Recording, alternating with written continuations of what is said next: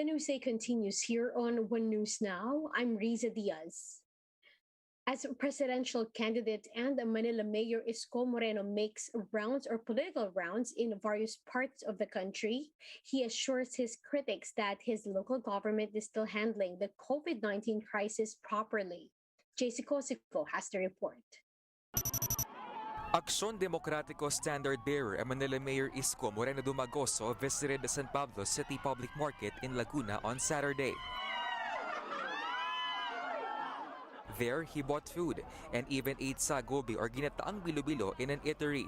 He exchanged handshakes and took selfies with people, apparently disregarding the physical distancing protocol. The COMELEC earlier banned these during the campaign period for the 2022 elections. Nag-iingat naman kami. At saka kinakargaan ko ng maraming dasal. Ang gusto ko, makasalamuha ang tao. Pero sir, with all honesty. But it's scary in a way, technically. But that's the price we have to pay. Some critics are questioning his listening tours as he remains to be the mayor of Manila. In response, Dumagoso assured them that his city is still on track, including its COVID-19 response. Kamusta naman ba Maynila? Basta masaya ako, ako na may panatag. Kayang-kaya ni Vice Mayor Hani Lacuna. Yesterday is our lowest COVID case since last year. Kahapon 10 lang. During a town hall meeting with multi-sectoral groups in San Pablo, a resident said Dumagoso's visit convinced her to support the presidential aspirant. Ang gusto ko si Leni, pero nung mapakinggan ko lahat ng sinabi mo, ikaw na. Salamat sa Diyos. I hope marami pang ganun. Kaya gustong-gusto namin makipag-usap mismo sa tao. When asked if he's threatened after 4 major political parties, namely Partido Federal ng Pilipinas, Lakas Christian Muslim Democrats, Hugpong ng Pagbabago and Puwersa ng Masang Pilipino joined forces to support the Marcos Duterte tandem, Dumagoso had this to say. Kami aksyon demokratiko Dire-diretso lang kami, focus lang kami sa tao. Yes, sir. Hindi rin naman kami ang makakapag-desisyon on their behalf. I wish them good luck. Dumagoso, together with his running mate Dr. Willie Ong and senatorial aspirants Carl Balita, Jopet Sison and Samira Gutok, also went to Quezon Province. For News 5, JC Cosico, we are One News. Presidential aspirant and Senator Manny Pacquiao visits Siargao Island. Pacquiao gave away cash assistance, rice, and chicken to residents in the island. He also visited the Siargao District Hospital, which he says needs more funding from the government.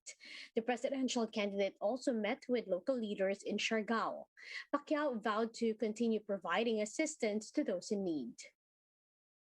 Hindi naman pera ko yan, pera ng Panginoon. At alam ko ang Panginoon, siya naman may-ari ng lahat. So kung ano yung binigay niyang blessing sa akin, sinishare ko lang sa taong bayan.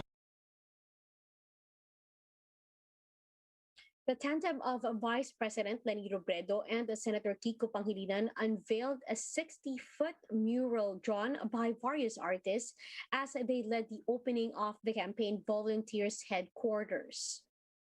Presidential hopeful and Vice President Leni Robredo and her running mate, Senator Kiko Pangilinan, led the inauguration of the LENI-KIKO Volunteer Headquarters in Quezon City. A 60-foot mural of the tandem, as well as others painted by volunteer artists, were unveiled after the ribbon-cutting ceremony. The Vice President thanked all the pink-clad volunteers and artists. Na-imagine nyo kung gaano kahirap yung gawin? Artists and mountain climbers. They did it for and all the other artworks. Diba ang ganda? Ang ganda ng lugar natin because of their work. So ginawa nilang very Instagrammable yung ating volunteer center, diba? And itong lugar na to, Please treat this place as your own. Robredo added that in the past, it was all up to her and her staff to organize meetings. Now her volunteers and supporters are helping organize meet and greets and print out tarpaulins. Yung sigasig, yung pagkadesidido, yung passion ng lahat na volunteers natin. Tingin ko po, ito talaga yung magdadala sa atin. Ito yung makakatalo sa maraming resources. She also urged their supporters to keep calm and be understanding of their bashers. Masyado nang divided yung ating bansa. Ang tingin natin, kung nagnanais tayo ng healing, kung nagnanais tayo na magkaisa tayo lahat, tayo na yung magpakita. Tayo na magpakita na kaya nating intindihin, mas maging tolerant tayo, mas understandable tayo. Meanwhile, Pangilinan said that it was never his intention to run for vice president. But how could he say no when Robredo asked him to do it? Sabi ko nga, hindi naman ako vice presidential, ako ay vegetable farmer. At gusto ko sana mag-advocacy na lang sa Senado ng farming, ng agriculture. But sabi nga, God's will is different from the will of the human being. So God's will be done, not mine. We surrender. We do this precisely kasi mahal natin ang ating mga anak. Mahal natin ang ating mga mahal sa buhay. Mahal natin ang ating bansa. At siyempre, mahal natin ang ating mga minamahal na kababayan. We sacrifice, we set aside our own plans.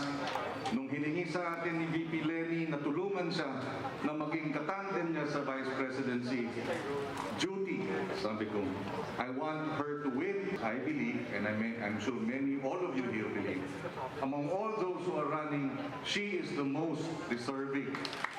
Siya ang nagpakita ng tunay na serbisyo publiko na walang pakundangan ang pagsisilbi sa taong bayan nito, lalo na nitong nakaraang halos 2 taon. Pero bago pa man, pinakita na niya yung servant leadership. Aside from their tandem, senatorial aspirant Attorney Shell Jokno and a representative of Senator Laila De Lima also attended the event. Meanwhile, singers Noel Cabangon and Between Escalante serenaded the attendees. For News 5, Ryan Ang, We Are One News. The League of Municipalities of the Philippines Cebu chapter clarifies that Cebu is not yet endorsing any presidential candidate for the 2022 elections. LMP Cebu President and Liloan Mayor Cristina Frasco earlier claimed that all 44 mayors in the province gave their support to presidential aspirant Bongbong Marcos. But in a text message, Frasco said she only expressed her support as the president of their chapter, and it doesn't necessarily reflect the choice of the whole province. She added that she respects the process of the One Cebu Party, which is headed by her mother, Cebu Governor Gwen Garcia. Garcia said they are still in the process of choosing the candidate to endorse. Candidates usually seek the support of Cebu, as it is one of the most vote-rich provinces in the country. We'll be back with more stories after the break. Keep it here on One News.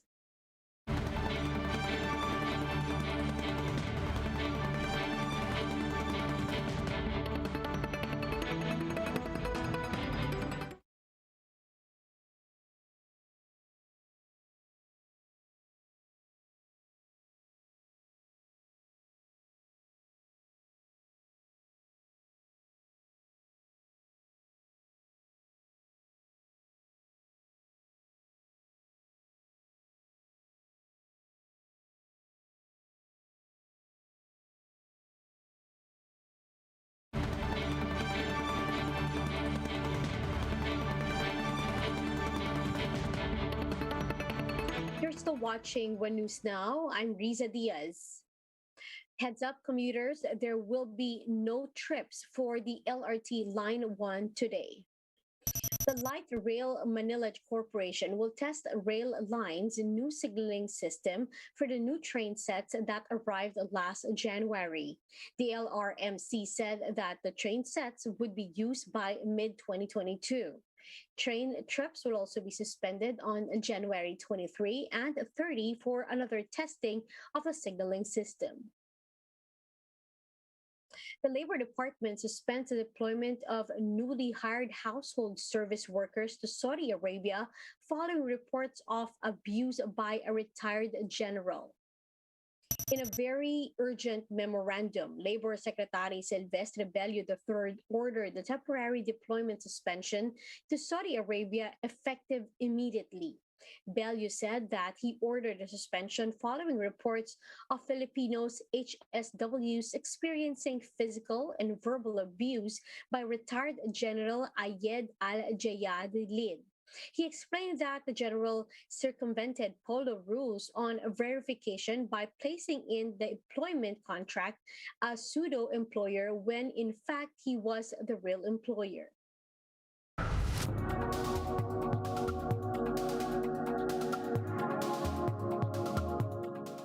Now, over in the United Kingdom, climate activists barricaded 13 Amazon centers with the goal of disrupting the company's Black Friday deliveries. Let's watch this. By buying from Amazon, that's the kind of man that this system is built to benefit. And we're here to say this can't go on any longer. We need a system that works for ordinary people, for the workers who make this money, for the people who buy products, who buy presents for their families. We don't have any quarrel with them. We're here to say that this model of economic growth, infinite growth, is broken and it needs to change. So thank you. How's everyone doing? Are you alright?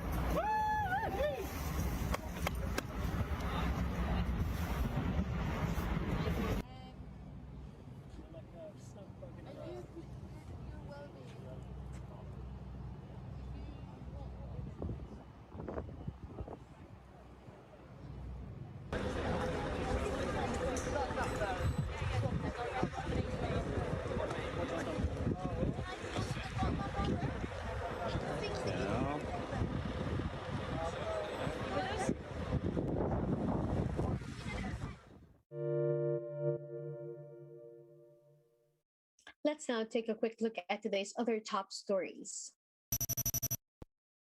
The Health Department is studying the need for a possible travel ban expansion following the spread of the Omicron variant overseas.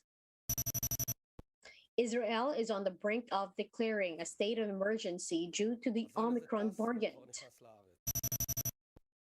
And South Africa is criticizing moves by other countries to ban the entry of passengers from the country. And those are the top stories of the hour. Join us later again at 10:15 in the morning as we continue to monitor the day's biggest stories. You can also catch One News on Signal Play app. Register for a free account now at www.signalplay.com and stream One News live anytime, anywhere. I'm Riza Diaz. Mask on, wash hands, and stay safe, Philippines. We are One News.